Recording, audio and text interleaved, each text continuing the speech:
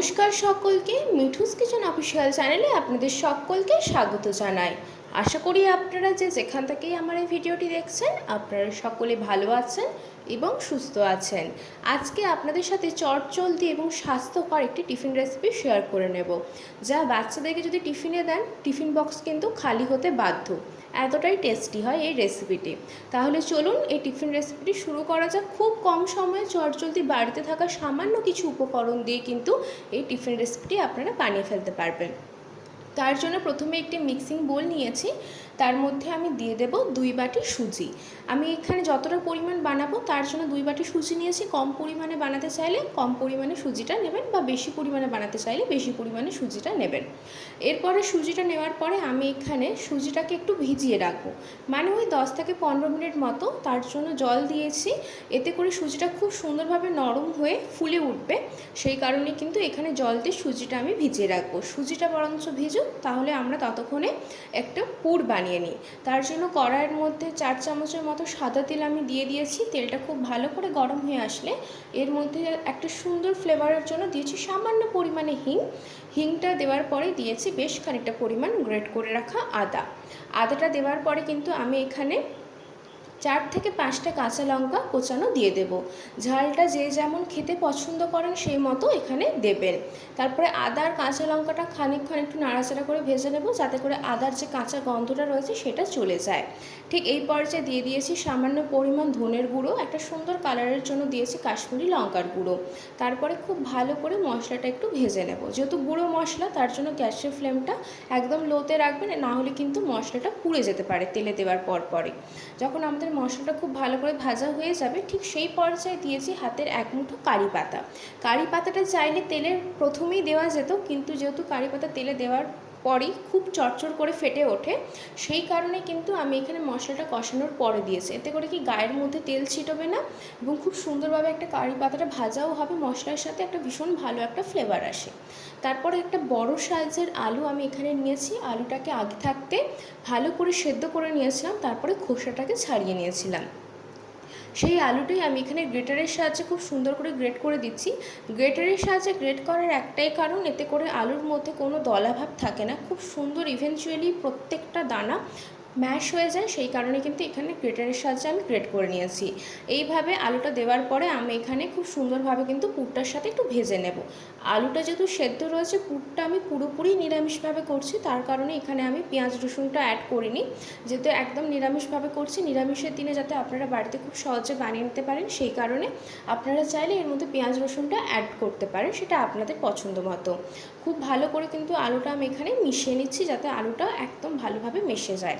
আর এখানে ধনে পাতাটা আমি বলবো না দিতে, যেহেতু একটা স্বাস্থ্যকর একটা রেসিপি এবং খুব সুন্দর একটা কারি পাতার ফ্লেভার রয়েছে, সেই কারণে আমার মনে হয় এর মধ্যে আর ধনে পাতা দেওয়ার প্রয়োজন নেই, কারণ এই ধোসা টাইপের যে কোনো খাবারে না কারি পাতার ফ্লেভারটা বেশি ভালো লাগে। তারপরে দিয়ে দিয়েছি পরিমাণ মতো নুনটা দেওয়ার পরে আলুর সাথে খুব ভালো করে মিশিয়ে নেব, যাতে নুনটা আলুর মধ্যে ভালোভাবে মেশানো হয়ে যায়। আর আশা করি দেখে আপনারা বুঝতে পারছেন আলুর পুরটা কিন্তু কড়াইয়ের গা ছেড়ে দিয়েছে, তার মানে এতক্ষণে বুঝতে হবে যে আমাদের পুরটা খুব ভালোভাবে রেডি হয়ে গিয়েছে এবং খুব সুন্দর করে ভাজা হয়ে গিয়েছে। এর থেকে বেশি ভাজবার কিন্তু প্রয়োজন নেই। পুরটা আমাদের একদম রেডি। সেই পর্যায়ে আমি একটি পাত্রের মধ্যে পুরটা তুলে সাইডে রাখবো, যাতে পুরটা একদম ঠান্ডা হয়ে যায়।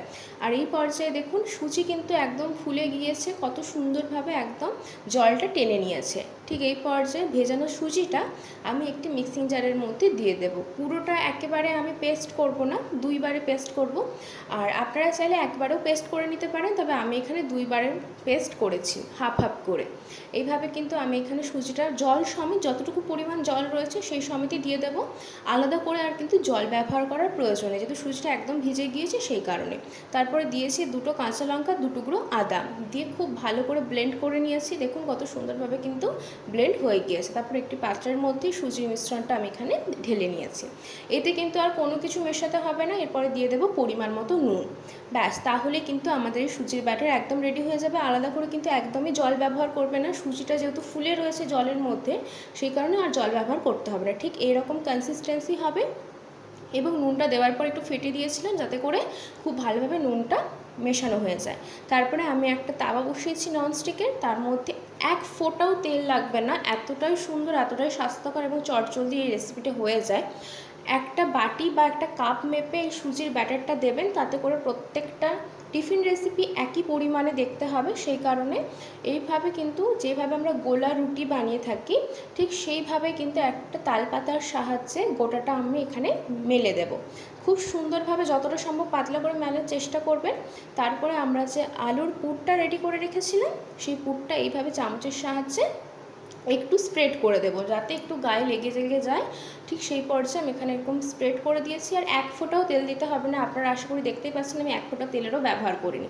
দিয়ে অপর দিকটা পাল্টে দেবো। দেখুন কত সহজে কত সুন্দর বাড়িতে থাকা সামান্য কিছু উপকরণ দিয়ে এই টিফিন রেসিপিটা তৈরি হয়ে যায়। আর বাচ্চারা কিন্তু বেশ পছন্দ করবে এরকম যদি টিফিনে বানিয়ে দেন। খুবই স্বাস্থ্যকর, কম সময়ে চটজলদি বানানো একটি রেসিপি আজকে আপনাদের সাথে শেয়ার করে নিয়েছি। আশা করছি আপনাদের রেসিপিটি ভীষণ ভালো লেগেছে। সেম পদ্ধতিতে আমি আপনাদেরকে আবারও একটা তৈরি করে দেখিয়ে দিচ্ছি। একটা পরিমাপ করে আমি এখানে ব্যাটারটা দিয়েছি, তারপর একটা তালপাতার সাহায্যে ব্যাটারটা খুব সুন্দর করে মেলে দিয়েছি। মেলে দেওয়ার পরে 1 থেকে 2 মিনিট অপেক্ষা করবেন, যখন উপর দিকটা একদম ড্রাই হয়ে যাবে ঠিক সেই পর্যায়ে আলুর পুরটা এখানে আমি একটা সাইডে দিয়ে দেব। দিয়ে দেওয়ার পরে একটু চামচের পেছন দিকের অংশটা করে খুব সুন্দর করে একটু স্প্রেড করে দিয়েছি। বাস অপর দিকটা পাল্টে দিলে কিন্তু সুন্দর করে আমাদের এই সুজির টিফিন রেসিপি একদম রেডি। ঝটপট একটি রেসিপি আপনাদের সাথে শেয়ার করে নিয়েছি। এটা এমনি নর্মাল খেতে ভালো লাগে, আপনারা চাইলে কোকোনাট চাটনি বা বাদামের চাটনি বা ধনেপাতার চাটনির সাথে সার্ভ করতে পারেন। রেসিপি কেমন লাগলো অবশ্যই কমেন্ট করে জানাবেন এবং চ্যানেলটিকে সাবস্ক্রাইব করে দেবেন।